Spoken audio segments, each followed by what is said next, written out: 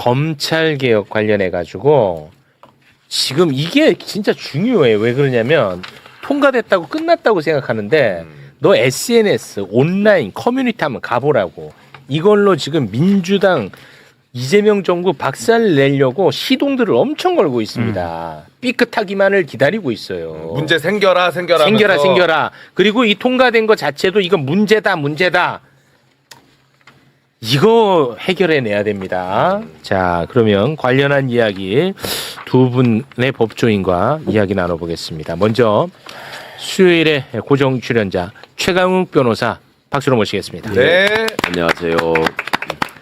공정성 시비가 일까봐 잠깐 좀 저희가 이렇게 배치를 했습니다. 근데 박선원 후보랑 개인적으로 더 가까운 건 맞죠? 그럼요. 그렇죠. 박선원 선배는 한 안지가 한 40년 됐고 40년. 최민희 의원님은 한 20년도 안 된 것 같은데 한 15년 된 것 같은데. 이제 막 사귀셨고. 그리고 박선원 후보랑은 개인적으로 소통하죠 지금도. 그럼요. 봐봐. 박선원 선배님이 저한테 전화 와가지고 뭐 요즘 저 선거와 관련해서 여러 가지 얘기도 하고 제가 신천지 근거가 뭐냐고 물어보기도 그런 하고. 얘기 또 왜 하세요? 그랬었죠. 아니 그러니까 그런 얘기도 서로 그냥 별로 기탄 없이 한다고. 아 그러니까. 예. 그래서 근데 또 사람들은 자기 위주로 생각할 테니까 그렇죠. 아유 골치 아프다. 후보님은 우리 의원님은 검찰 개혁 관련해서 집중해서 한번 좀 이야기를 나누자. 나는 어제처럼 쌈라면을 말리고는 싶었는데 안 싸우대 오늘. 좀 했어요 오늘도 몇 번 정말 좀 했어요. 아니요. 그 정도면 그 정도면 뭐 양호하죠. 예. 네, 고맙습니다. 예. 자, 그리고 오랜만에 매불쇼 찾아주셨습니다. 김광민 변호사 박수로 모시겠습니다. 네. 안녕하십니까, 김광민입니다. 네, 고맙습니다. 우리 김광민 변호사는 뭐 이번 전당대회 관련해 가지고는 아무런 이해관계가 없는 분이죠. 전혀 없습니다. 네, 고맙습니다. 검찰 개혁 관련해 가지고 관심은 많으시고 매우 많습니다. 좋습니다. 두 분에게 뭐 주도권을 이따가 좀 드릴 테니까 지금은 우리 기자님이 좀 맹활약을 해줬으면 하는 바람에서 네. 이 언론의 문제점을 좀 잠깐 짚고 가고 싶습니다. 근데 일단은 미리 좀 말씀드리고 갑니다. 네. 부산 돌려차기 사건 이 피해자의 문제점을 제가 심각하게 인식하고 당시에 매불쇼가 함께 했습니다. 예. 그래서 같이 아파하고 같이 함께 대응하고 저희가 매불쇼가 그랬다는 점 미리 좀 말씀드립니다. 또 행여나 또 왜곡할까 봐. 그래서 이 검찰개혁 과정에서 이 사법 시스템의 피해자인 부산 돌려차기 피해자의 목소리를 귀담아 듣는 것 저는 의미 있고 중요하다고 생각합니다. 그런데 이 국민의힘이 진짜 진정성을 갖고 피해자를 대하고 있는지 나는 이게 계속 의문이었어요. 네. 그런데 나의 의문이 내가 맞았구나 하는 생각이 들게끔 하는 사건이 발생했습니다. 한동훈 의원 주최로 국회에서 보안 수사 금지 지옥문 열렸다 간담회를 가졌습니다. 그런데 이 간담회 부산 돌려차기 사건의 피해자도 불렀습니다. 그런데 피해자가 오기 전에 서범수 국민의힘 의원이 동료 의원에게 이 돌려차기 한판 하자 이따위 발언을 했습니다. 자, 그 부분 저희가 영상으로 준비를 했는데요. 함께 보겠습니다.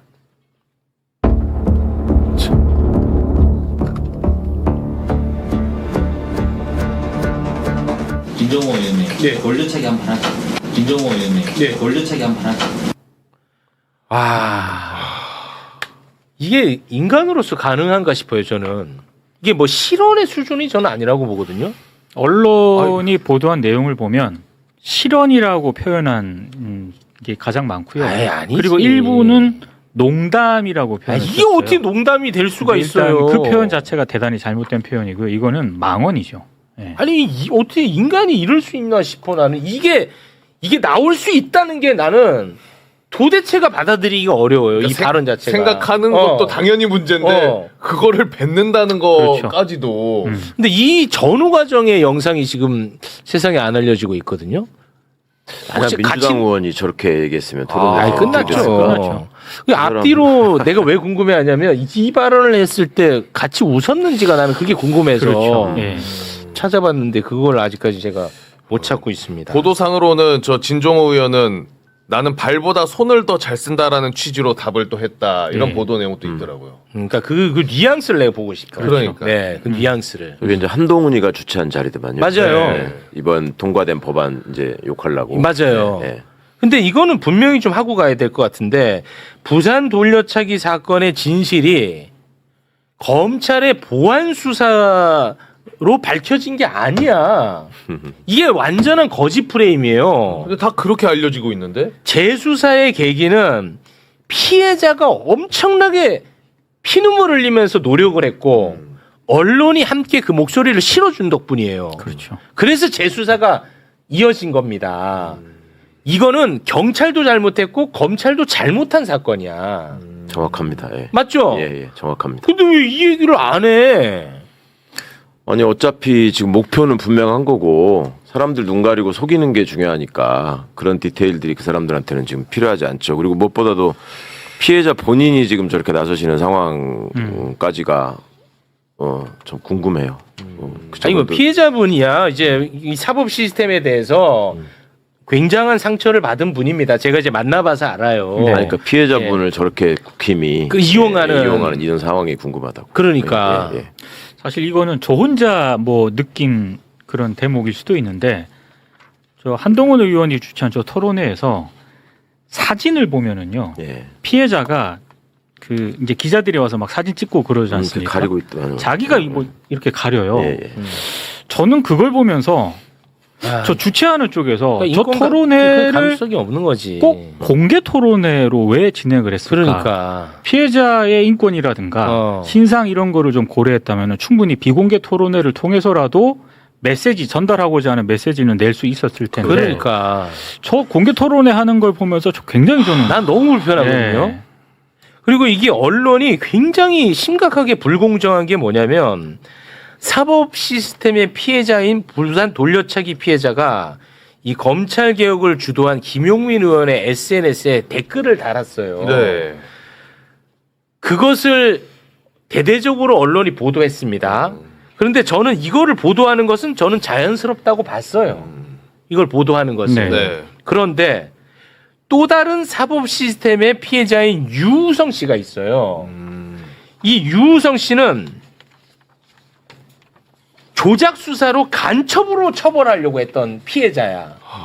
근데 심지어 보복 기소까지 당했던 사법 시스템의 최대 피해자입니다. 그렇죠. 유우성 씨. 검찰에 의해. 그런데 이 유우성 씨도 김용민 의원의 SNS에 댓글을 달았어. 전혀 다른 내용의 댓글을 달았어. 네. 이거 소개 좀 해주세요. 자, 이런 댓글을 달았습니다. 검찰 개혁해 주셔서 정말 감사합니다. 고생하셨습니다. 의원님의 앞날을 위해 기도하겠습니다.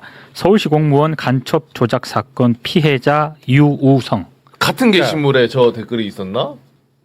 그 게시물까지는 제가 이제 아, 모르겠는데 네네네. 아무튼 이렇게 지금 사법 피해자 두 분이 댓글을 달았습니다. 그런데 부산 돌려차기 피해자 댓글 관련해서는 언론이 어마어마하게 보도를 합니다. 막 어마어마해요. 근데 유성 씨 관련해 가지고는 제가 오늘 오전까지 확인한 거는 하나도 못 봤어요. 아, 저도 오전까지 맞나요? 검색을 했는데 오전까지는 검색이 하나도 안 됐어요. 없어요. 저도 하나도. 여기 와서 처음 알았어요. 보도 하나도 안 한 거. 예. 아, 진짜 모르겠어요. 지금은 네, 네. 오전까지 확인했을 때 하나도 없었어. 진짜 없어요. 보도가. 이게 얼마나 불공정합니까? 이거를 그때 공소권 남용으로 돼가지고 공소 기각이 된 네, 굉장히 뭐 이례적인 판결을 의외로 그렇습니다. 법원이 그때 했었죠. 너무 심각하니까. 맞습니다. 그래서 제가 국정감사 때 그 해당 일을 했던 이두봉 검사한테 이 자리를 빌어서 사과해라. 끝까지 사과를 안 하고 그냥 뭐 견해 차이가 좀 있는 것처럼 이렇게 얘기하고 막 넘어갔었는데 이제 그런 점은 누구도 지적하지 않아요. 그다음에 김학의 사건의 피해자분들이 정말로 전형적인 권력형 성범죄의 피해자분들 맞습니다. 아닙니까? 예. 그분들은 아예 저렇게 목소리도 못 내요 지금. 이렇게 불공정할 수가 있나 싶어. 그러니까 언론들은 검찰의 보안 수사권 폐지 반대 이야기를 하고 싶은 거야. 아, 당연하죠. 그래서 거기에 맞는 사람들의 발언을 계속 그것만 싫어. 네. 그리고 방송인 셀럽 허지웅 씨도 검찰의 보안 수사권 폐지에 대해서 반대 의견을 갖고 있습니다. 저는 그럴 수 있다고 봐요. 네. 개인적인 차원에서는. 그런데 허지웅 씨 관련해 가지고는 이분의 의견을 엄청나게 쏟아서 보도를 합니다. 그러니까 헤드라인을 허지웅 씨가 좀- 저 의견을 표명을 할 수는 있다고 그것까지는 보는데 오케이.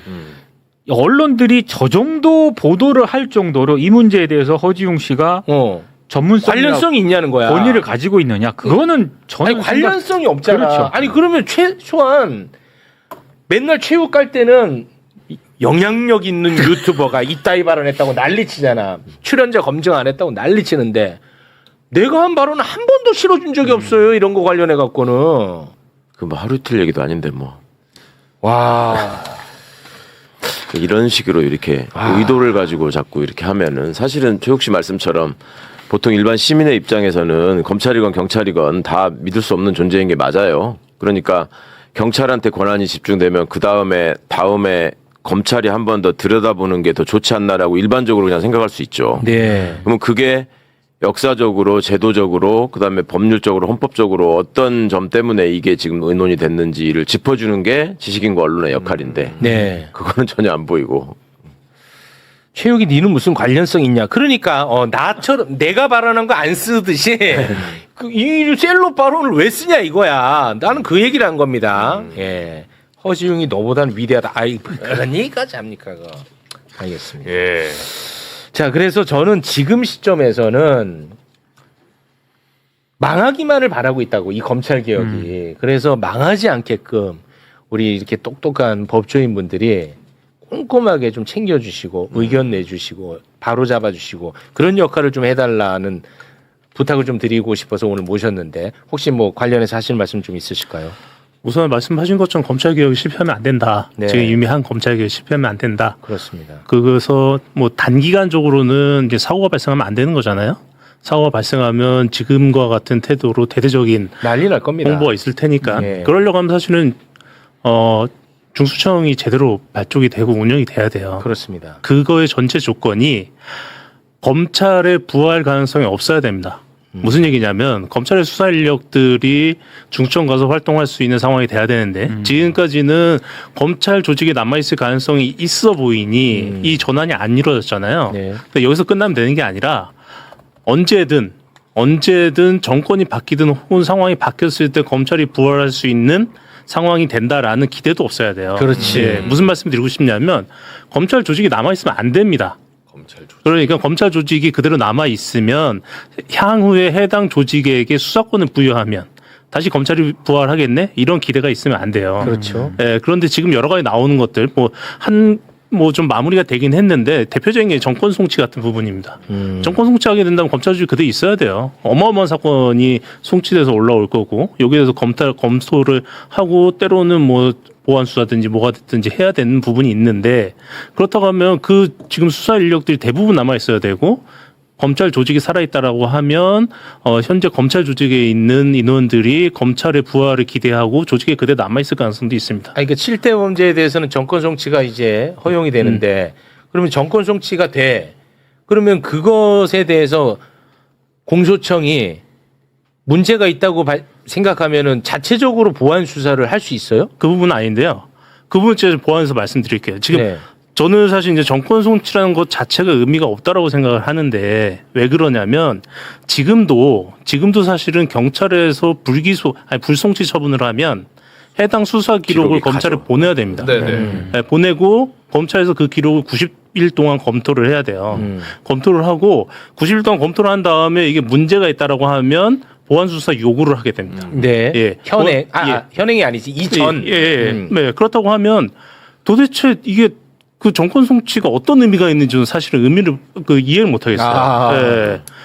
와서 뭐 정권 송치해서 와서 본인이 이게 그 종결을 하겠다라는 주장인지 어떤 건지도 이해를 못 하겠는데 현행도 어차피 모든 사건들이 다 넘어간 사건에 대해서 그러니까 불송치한 사건 그러니까 송치한 사건은 당연히 넘어가는 그건 거고 그렇죠. 이의 제기한 사건도 넘어가는 네, 거고 그렇죠. 불송치한 사건이 문제인데 불송치한 사건도 넘어가서 90일 동안 검토를 하게 돼 있습니다. 검토해서 부족하다 싶으면은 보완 수사를 요구할 수 있고. 요구할 수 있죠. 예, 그런 부분이 있는데 이거를 굳이 정권 송치라는 권한으로 가져가 버리면 그 권한에 따른 조직을 유지하는 상황이 발생할 수 있다. 뭐 이 상황이 발생한다고 하면 그네들이 지금 어떤 상상을 하는지 모르겠지만 네. 이것이 만약에 그네들의 상상이 우리 조직은 어쨌든 수사권은 없지만 이 정권 송치 때문에 조직을 유지해야 된다라는 논리로 간다고 하면 네. 예, 그렇다고 하면 경쟁 관계에 있는 중수청이 될 수밖에 없고 중수청은 제대로 운영되기 어려운 상황이 발생하고 여기서 문제가 터진다고 하면 야 겁봐라 검찰이 제대로 해야 된다 경찰 안 된다 이 여론이 또다시 일어나겠죠. 네. 그러니까 지금 그냥 정치 검사라고 칭합시다. 편하게. 네. 정치 검사의 입장에서 이제 법이 통과됐잖아요. 그 네. 전까지는 통과 안 되기를 간절히 원했고 마지막까지 거부권까지 얘기하면서 맞습니다. 했잖아요. 네. 그것까지 무산된 네, 상황이잖아요. 공표됐습니다. 그럼 앞으로 할 수 있는 수법이 뭘까를 생각해 보시면 지금 앞으로는 이제 하위법령 개정 작업이 있단 말입니다. 그렇죠.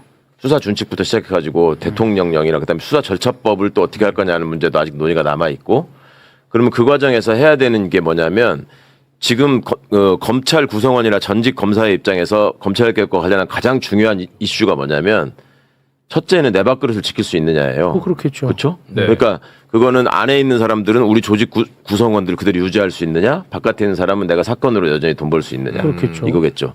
그거를 위해서 최선을 다하려면 이 정권 송치 같은 거를 최대한 활용해서 인력을 남기는 쪽으로 하위법령 개정 과정에서 여러 가지 얘기를 갖다가 할 겁니다. 그 다음에 이 과정에서 정말로 중요한 것은 뭐냐면 검찰 개혁을 왜 우리가 그토록 간절하게 원했던가 하는 본질이 사라지고 지금 남아 있는 얘기는 이제 하다 안 되니까 뭐가 남았냐면 피해자 보호가 소홀해진다라는 네. 말이 남아 있는 거잖아요. 네. 그 상당 부분 그게 설득력을 얻고 있는 것도 사실이에요. 국민들 네, 입장에서 맞아요. 볼 때. 네. 이거를 언론 이 정도까지 하니까. 너무 기본적인 거라 여기서 제가 짧게만 말씀을 드릴게요. 공소청이라고 했잖아요. 우리가 네. 지금 공짜가 들어가잖아요. 네. 네. 그럼 공소의 반대말은 공적인 것이다. 라는 말의 반대말은 사적인 거잖아요. 그죠? 네. 그러니까 검사가 기소하는 거를 공소를 제기한다고 하잖아요. 네. 이것도 공적인 거잖아요. 그렇죠. 그 말이 들어간 역사적 유래가 있다고요.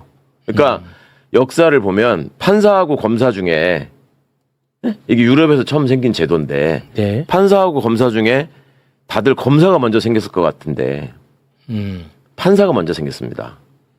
그러니까 옛날에는 원심 재판이라고 해가지고 사또가 다 하듯이 왕이 다 사법권까지 쥐고 하다가 네네네. 재판은 판사가 해라라고 해서 이렇게 나눠줬던 거예요. 네. 근데 그러다가 그때는 그러면 누가 형사재판에 가서 재판 받을지를 누가 결정하겠습니까? 그죠? 그거를 왕이 결정하거나 아니면은 직접 피해자 본인이 가가지고 재판해달라고 하는 그걸 사인소추라 그래요. 그래서 사소제도가 있어요. 사소제도. 그게 영국에는 일부 남아 있고 지금도. 그래서 그것이 그렇게 되니까 사적으로 개인이 그거를 준비하기도 너무 어려울 뿐만 아니라 그다음에 그거를 담당해서 재판으로 회부하는 과정에서 장난치는 사람이 너무 많은 거야. 그러니까 이게 인권의식이 발전되면서 이거를 그러니까 힘 있는 사람이 가서 고소하면은 금방 처벌되고 약한 사람이 하면 안 됐을 거 아닙니까? 그래서 만든 게 검찰이에요.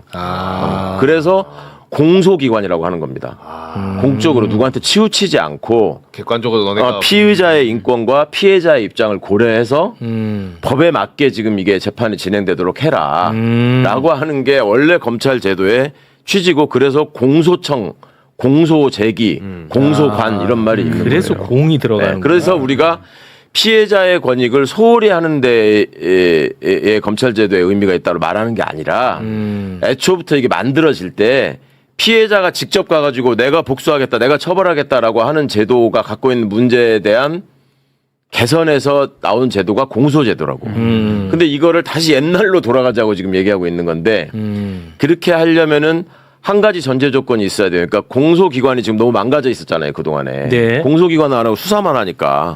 수사를 위주로 하니까. 그렇죠. 그러니까 그거에 대한 반성으로 시민감시가 필요하다. 이런 차원에서 옛날 사인소추처럼 피해자가 직접 이 억울함을 호소할 수 있는 절차를 따로 만들어라라고 하는 건 필요하죠. 그런 게 재정시청 제도 같은 거. 법원에다 가서 얘기해라. 법원에다 얘기하는 예. 거. 그러니까 그런 제도들이 역사적으로 그래서 만들어져 왔고. 사실은 이제 재정 신청 같은 것들은 없는 게 제일 좋은 건데. 그렇죠. 그렇죠. 그 이제 어떻게 하다 보니까 부족해지니까 이제 만들어지는 건데. 그렇죠. 그러니까 이제 그게 이제 선호가 바뀌었네. 피해자 구제 제도라고 하는 것은 원래 역사적으로 별도의 제도를 통해서 해결해 왔던 것이고, 근대 형사사법 체계가 발전하면서 헌법에 피의자의 인권을 어떻게 보장할 것이냐 굉장히 중요한 기본권이 됩니다. 그래서 잘 아시는 것처럼 자백만 가지고서는 처벌할 수 없다. 고문은 금지된다. 네. 이런 얘기들이 다 피의자를 대상으로 한 말 아니에요. 그렇죠. 그러니까 피의자의 인권도 보호돼야 된다라는 헌법 정신의 기초에서 만들어진 법률이 형사소송법이에요. 법률은 헌법에 근거가 있어야 되니까. 근데 이런 거를 갖다가 이제 한동훈 다 같이 뒤집어놓은 거예요. 머리가 이상하게 발달한 사람들은 너네는 왜 범죄자 편들게? 그렇죠. 그런 이렇게 식으로 이제 해갖고 그 프레임도 이제 웃기는 게 뭐냐면 예전에는 검찰 개혁을 얘기하면 얘들이 윤석열 전까지만 해도 뭘 주로 얘기했냐면 이렇게 되면 제일 좋아하는 사람은 권력과 돈을 가진 범죄자들이다. 그러면 재벌과 고위공직자나 정치인은 누가 처벌할 거냐? 검사가 안 하면 이렇게 주로 얘기를 했거든. 근데 윤석열 시대를 거치면서 그거를 더 안 한다는 게 입증이 되냐 그 말을 못해 지금. 그러면서 갑자기 약한 피해자들의 정의로운 수호자인 것처럼 지금 분칠을 해가지고 그 프레임으로 지금 계속 나오는 거예요. 굉장히 그 예리한 지적인 것 같아요. 그러니까 이런 본질을 가리려고 하는 이 시도가 그냥 덮이는 게 너무 속상하죠. 근데 저희도 이제 듣고 보니까 맞는 말인데 이게 좀 말이 길어지고 어렵잖아요. 네. 그러다 보니까 이게 언론이 활용하기가 편해. 맞아. 네. 그래서 여론이 안 좋아 지금. 그러니까 사실은 언론이나 전문가들이 해야 될 일은 제가 지금 드린 말씀을 애초에 검찰개혁의 역사, 그렇지. 검사제도의 역사 이런 것들을 말씀해 주시고 형사사법제도는 왜 바꿔야 되고 어떤 결과를 통해서 각 나라에서 바뀌어왔고 피해자 구제제도는 어떻게 바뀌어왔는가 이걸 소개하는 게 맞지. 네. 그냥 자기들 입맛에 맞는 얘기 다 갖다 붙여가지고 어떻게든 그것만 막 띄우고. 그러니까 얼마나 유치하고 한심합니까? 검찰개혁 하자는 게으르고. 사람들 악마화하고. 그렇습니다. 이 댓글도 이게 내가 참 속상한 게 제가 언론의 문제점을 얘기한 건데 지금도 허지웅에 대한 비판을 해. 이거 이렇게 하면 안 돼. 정말 이러시면. 허지웅은 개인이잖아. 그렇죠. 개인은 뭐 다양하게 생각할 수 있지. 알겠습니다. 오늘 아주 본질적인 부분을 잘 짚어주셔가지고 저도 좀 많이 생각이 정리가 되는 것 같습니다. 네. 혹시 뭐 더 하실 말씀 없었으면 좋겠는데요. 개인적으로 없었으면 한마디만 좀 좋겠는데. 말씀드릴게요. 수사 기소 분리하자는 얘기가 사실 어디서 나온 거냐면 수사한 사람이 기소하면 안 된다. 무슨 얘기냐면 기소하려고 수사를 하든지 아니면 수사를 했기 때문에 이건 무조건 유죄를 받아야 된다든지. 그렇지. 그 목적성이 들어간다라는 부분이거든요. 누가 하든 그렇게 될 수밖에 없어. 근데 지금 논의를 할 때는 이 부분은 다 없어졌어요. 사실은 그렇죠. 사라졌어요. 그동안 맞아. 검찰이 수사하고 내가 수사한 사건이니까 무조건 유죄를 받아야 된다라고 득달까지 달려들었던 이런 부분들. 그럼 지금 다시 검찰의 기능을 논의하려면 이 부분은 어떻게 견제할까라는 논의가 있어야 되거든요. 맞아요. 근데 이 부분은 싹 사라지고 맞아요. 지금까지 논의도 없었던 갑자기 피해자 보호가 나왔다. 이 말씀만 드리고 싶습니다. 맞아. 근데 제가 진짜 맨날 내가 그 얘기를 한 거야. 너무 맞는 말이야. 근데 언론 보고 있으면 아주 미치겠습니다, 저는. 저 너무 짧게 하나만 보탤게요. 죄송한데 적법 절차라는 말 우리가 하잖아요. 적법 절차. 네. 적법 절차의 준수가 헌법 정신이고 인권 보장의 기본이다 이런 얘기 하잖아요. 네, 너무 쉬운 말인데. 그래서 그거를 보장하기 위해서 검사가 역할을 해야 된다라는 얘기를 많이 합니다. 근데 적법 절차의 내용을 따지면 첫 번째가 뭐냐? 적법 절차는 당사자의 얘기를 최대한 들어줘야 된다. 그 다음에 그거를 가지고 판단하는 사람은 자기가 한 일에 대한 판단 주체가 되면 안 된다. 객관성. 근데 지금까지 대한민국 검찰제도의 문제는 당사자의 얘기를 필요한 것만 선별해서 듣고 그 다음에 본인이 본인 사건의 판단자가 된 거예요. 자기가 수사한 사건을 자기가 기소하니까. 그렇죠. 그래서 근본적으로 문제라고 했던 거예요. 그러니까 검사를 준사법기관이라고 본인들이 얘기하거든. 대단한 사람인 것처럼 보이려고. 그리고 직급을 판사하고 맞춰달라고 하려고. 준사법기관이라고 하려면은 그게 전제가 돼야 되는 거예요. 모든 얘기를 다 들어주고 너는 네 사건에 대해서는 판단하지 마라. 아. 이래야 사법이라는 말을 할 수가 있지. 그러네. 근데 지가 수사해놓고 지가 판단해서 기소한다 그러면 그게 무슨 아, 그러네. 그래서 적법 절차의 원칙하고도 어긋나는 일이었다고 이게. 아, 맞네. 그것도 심지어 내 사건이라고 표현하잖아. 그렇죠. 내 사건이라고 내 해버렸잖아. 사건이라고 검사들이 내 사건이라고 표현하잖아. 근데 내 사건인데 이 건이 안 된다고 기소를 안 할 수가 없잖아. 이거는 미친놈들만 그렇죠. 검사를 내서 검찰이 썩은 게 아니야. 사람은 다 똑같습니다. 이거를 좀 제도적으로 분리하자. 이거거든. 아, 참 너무 당연하고 너무 상식적인 얘기 같은데 내가 볼 때는 언론만 보면은 나만 틀린 것 같아. 기초적인 얘기를 흔들어 버리니까 예, 너무 그러니까. 속상한 거예요. 예. 근데 그 언론의 보도 내용들이 그 뉴스를 이게 매일같이 안 보시는 분들은 되게 먹혀요. 아니 진짜 잘 먹혀. 아니 그래서 먹혀요. 지금 여론 조사를 하면 그렇죠. 검찰 개혁에 대해서 굉장히 부정적입니다. 예, 민주당 지지층에서도 부정적인 결과가 나왔던데 제가 그러니까 보니까. 피해자들이 그러면 얘기 못 한다고 요걸로 지금 맞아요. 가버리니까. 예. 그래서 이제 뭐 김광민 변호사라든지 최강욱 변호사들은 아우 극성 맞고 강성이다 이렇게 가는 그 겁니다. 나중에 문제 생기면 니네가 책임져. 니네가 책임져라 뭐 그렇게. 그리고 얘들은 이제 제도가 시행되면은 그게 다 준비가 돼 있죠. 최대한 일을 안 하고 아니 그러니까 난 그게 걱정돼요. 네네.